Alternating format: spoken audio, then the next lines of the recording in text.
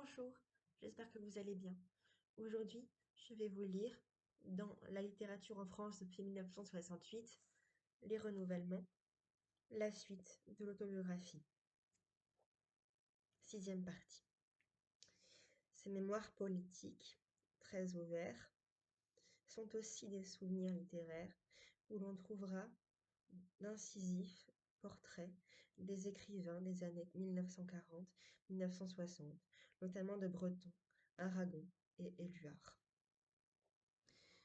Le troisième volume, somme toute, multiplie les innovations formelles, jeu de l'énonciation et de l'identité, recours à toutes les personnes pronominales, les séquences de poésie, les montages de citations intitulés Odeur du temps alternent avec les chapitres proprement autobiographiques, eux-mêmes entremêlés de pages datées de journal intime. Et le dernier chapitre, la troisième personne au singulier, vient faire coïncider le récit d'une vie avec les modalités du récit. Il disait autrefois moi je. Il voulut dire nous. Il est maintenant tenté de dire, réduit à dire il. Claude Roy, dont les recherches formelles font penser à celles du dernier Léris, a donné ici le miroir d'une personne, d'une époque et d'une culture, mais un miroir, comme il convient, savamment brisé. C'est aussi la saga des intellectuels français de gauche que l'on pourrait confronter à celle d'un autre exclu du Parti communiste, Georges Semprin, qui, dans l'autobiographie de Federico Sanchez, 1977, traduit de l'espagnol, a procuré une démonstration convaincante de la possibilité de l'autobiographie à la deuxième personne et un témoignage politique sans égal. Je vais vous lire maintenant un extrait de Moi-je de Claude Roy, Né coupable. Extrait du chapitre Le retour de l'Éternel, où l'auteur fait alterner le récit de ses amours et de ses engagements politiques avec ses souvenirs d'enfance. La première leçon que me donna mon père, dont j'ai gardé mémoire, cette leçon de silence qui a gravé à jamais dans ma petite anthologie par cœur les vers inégaux de la mort du loup, ce n'était rien d'autre que la leçon que je croyais tirer de toute son image lorsque je la contemplais, de loin. Il était pour moi la statue et la stature calme du silence.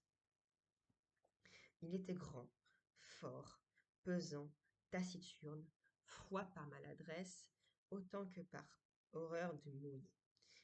Il était tout ce que je n'étais pas, et désespéré d'être. Il avait l'involontaire dureté des dieux austères qui rabroulent l'effusion du fidèle et découragent l'élan du sacerdoce. Je désespérais de l'égaler. Si j'ai, depuis entrevu sa faiblesse, deviné sa fissure, et retourné parfois en ressentiment apitoyé la vénération effrayée qu'il m'inspirait, il eut longtemps pour moi cette armure intacte du chevalier vaincu et désespéré. Un épicurien sentimental admirait un stoïcien silencieux. Le doux mépris lassé qui marquait à ma mère m'embrassait dans sa réprobation. J'étais de la race maudite des exubérants bavards, sombresautant d'émotion et d'élan, le cœur sur la main sur le cœur, le visage toujours vulnérable et nu de trop exprimer les mouvements de leur cœur.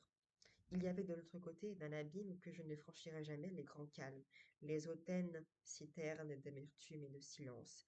Je ne me sentais pas devant mon père, faible seulement de ma petitesse, en face de sa stature, de mon agitation en face de sa réserve, de mon ébullition d'eau vive, en face de son poli de bronze.